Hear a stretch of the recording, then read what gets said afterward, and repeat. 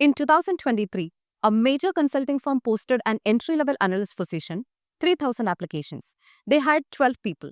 In 2025, they posted the same role, 4,500 applications. They hired 3 people. And in 2027, they won't post it at all. AI will do that work. Before you think this isn't just about automation, there is something far more significant happening. We are watching the dismantling of career ladders itself, and almost nobody understands what replaces it. Here is what actually happening. When you look at the employment data across developed economies, there is a three-part mechanism happening that explains why youth unemployment isn't just a tough job market, it's a structural transformation of how careers began. And here is what almost every analysis misses. This isn't happening to young people, it's redesigning the entire workforce entry system for everyone who comes after. Here is how career ladders traditionally worked. Rung 1, entry-level job. Low skill, low pay, but you learn organizational systems, professional norms, basic competencies. Rung 2, mid-level role. You have proven reliability, now you develop specialized skills. Rung 3, senior position. You have accumulated expertise, judgment, networks. This wasn't just a job progression, it was a talent development pipeline that companies invested in because they needed the steady flow of capable people moving up. But here is what's changing. AI and automation aren't removing jobs randomly, they are removing them from the bottom up. Customer service, automated. Data entry, automated. Basic research, AI. Junior analyst, AI. Entry level coding, AI assisted. Fewer human needed. The bottom 3 rungs are disappearing, and when you remove the bottom rungs, everyone below can't reach the ladder at all. Let me show you what this looks like in practice. In South Korea, youth unemployment hit 20% in 2024. That's 1 in 5 young people. But here is the strange part.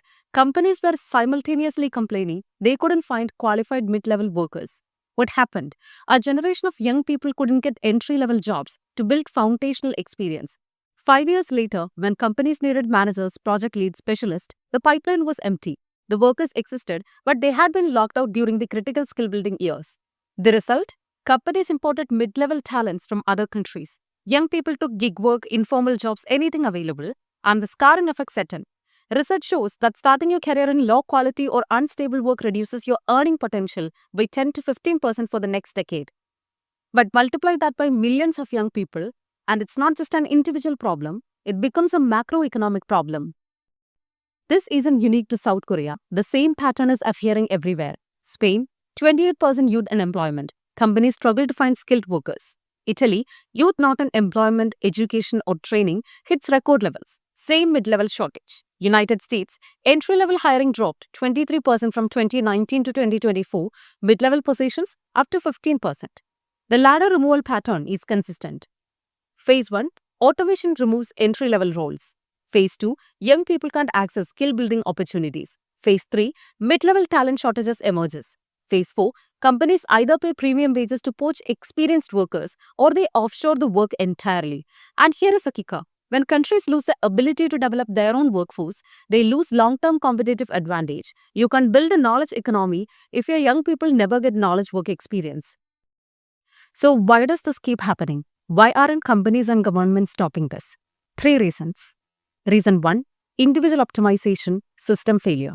Each company makes a rational decision. Why hire 10 junior analysts when AI plus 2 senior analysts does the same work for less cost?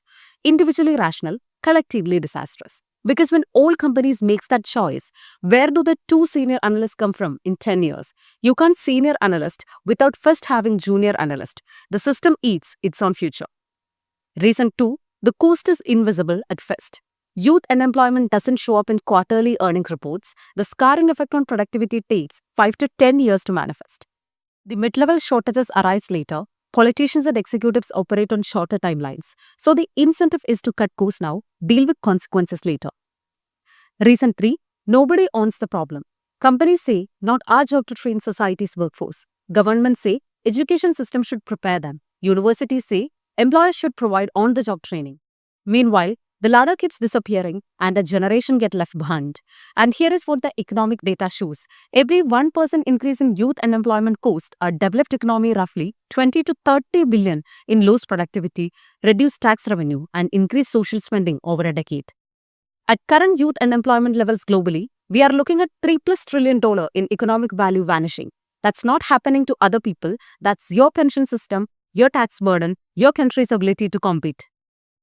Why does this matter if you are not 22 and looking for your first job? Because this doesn't stay a youth problem. The same ladder removal pattern is moving up. Mid-level jobs are next. AI is ready handling work that require 5 to 7 years of experience. The automation wave isn't stopping at entry level, which means this isn't about helping young people. It's about understanding how work itself is being restructured and who get left out of the new system. If you are a manager, you are about to face a talent pipeline crisis.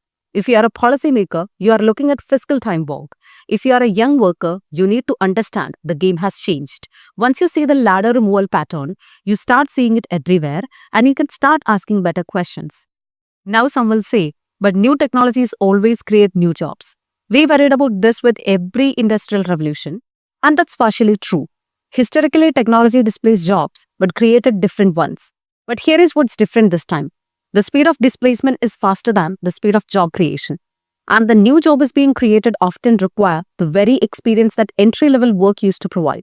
Previous industrial revolutions had decades for societies to adapt. We are seeing this transformation in 5 to 10 years.